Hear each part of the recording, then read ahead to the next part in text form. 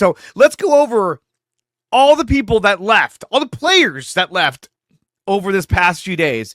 Let's go ahead and bring that on right now. This is it. And it's a hefty list of guys. We're talking about Aaron Banks, DreArea, Ward, Hufanga, Greenlaw, Moore, Mitchell, Dobbs, Samuel. A lot of players, a lot of people are freaking out. A lot of, like, Emmanuel Acho is saying, like, they're gutting their team. Ryan Clark is like, they should trade CMC or Nick Bosa. Look, at the end of the day, right? Is it jarring to see this many players leave? Yes, of course it is. It's like, holy shit, what's going on?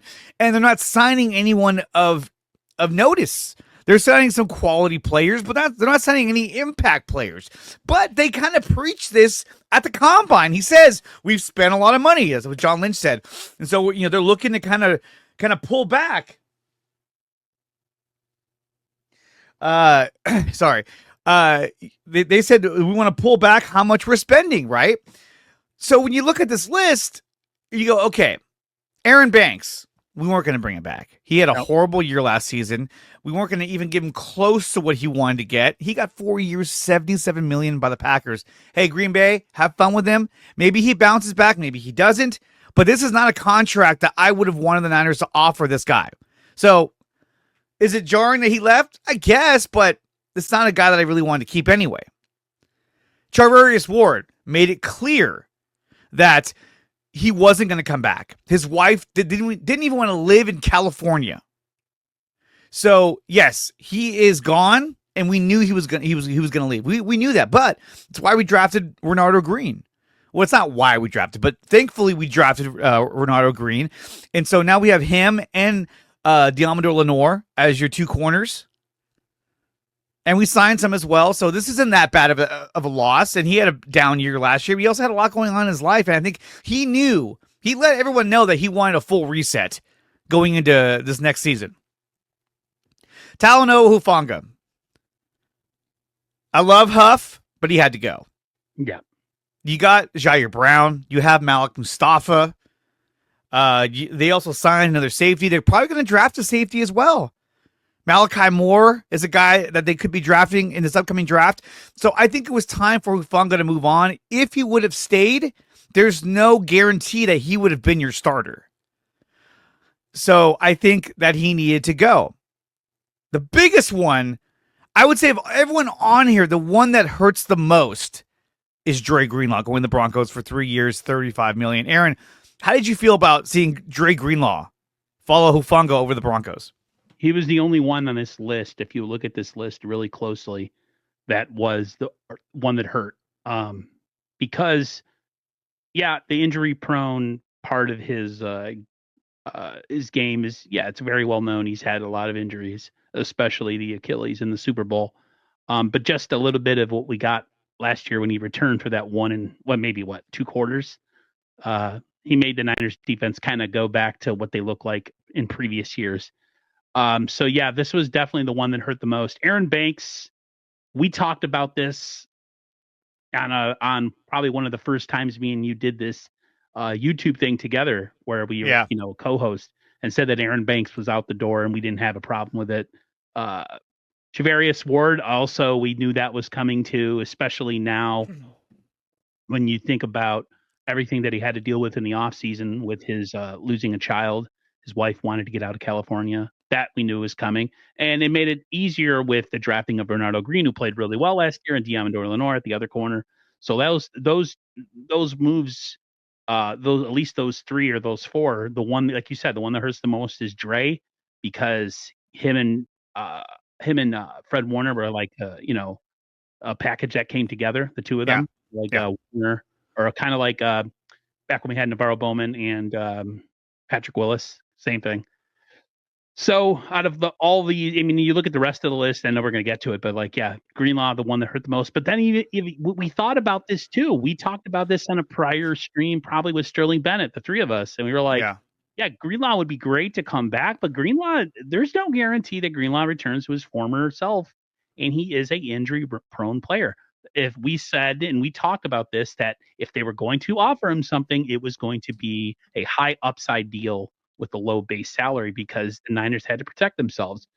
Niners didn't, I would assume they offered him something, but it was nowhere near 3 years, No 50 way. million. So yeah, it hurts that he's gone out of this list. I kind of miss a DreArea Ward too, just because he was pretty solid as a corner. Mhm. The way you look at it right now, like I said, the list is pretty extensive, but Greenlaw's definitely hurts the most.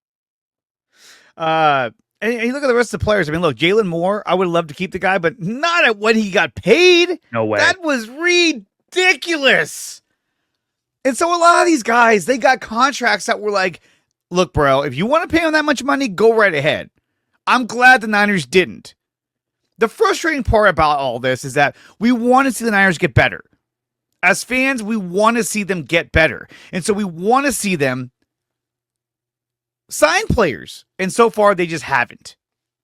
And so that's been the hard part for a lot of the fans, is that they want to see improvement. And so far, they haven't really done that. And that's been the hardest thing to watch.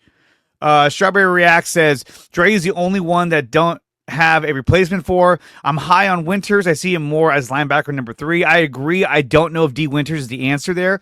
I do see them trying to draft somebody at linebacker. I don't see them going after a free agent.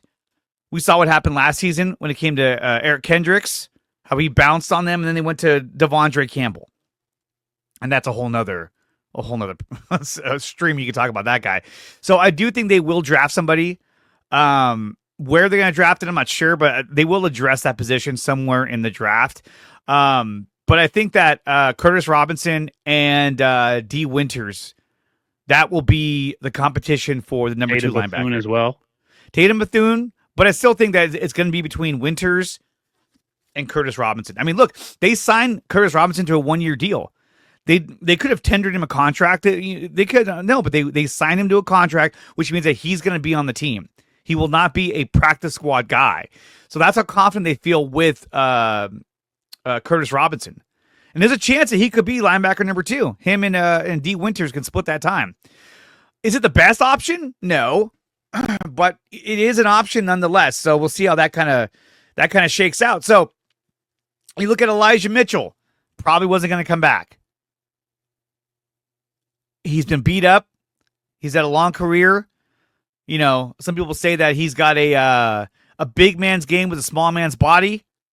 He's often injured, but doesn't fumble.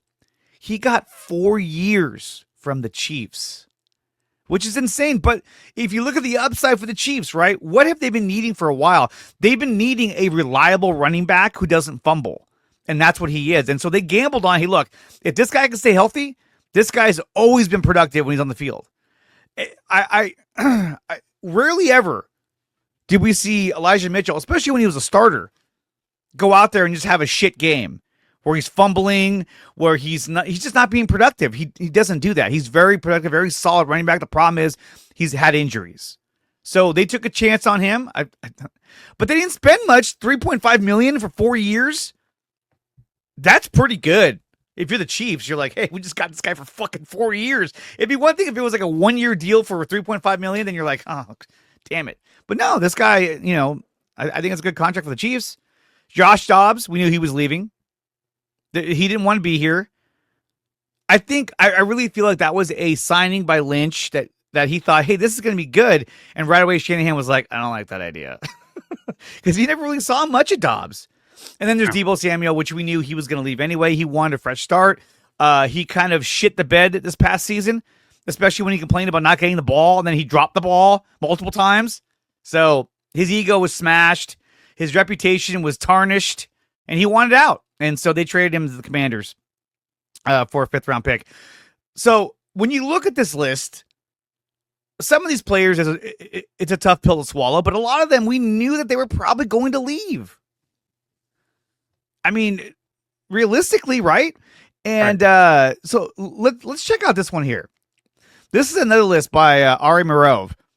This gives you a little more clear cut on all the people that are gone. Now, we know, I don't think, what's his name? Leonard Floyd is on this list, but Leonard Floyd got cut. That was a surprise. I was surprised they got rid of Leonard Floyd. I thought they would keep him on, but they apparently don't want to pay him that money. And I think maybe he's a better player if he's on a team that is loaded with talent.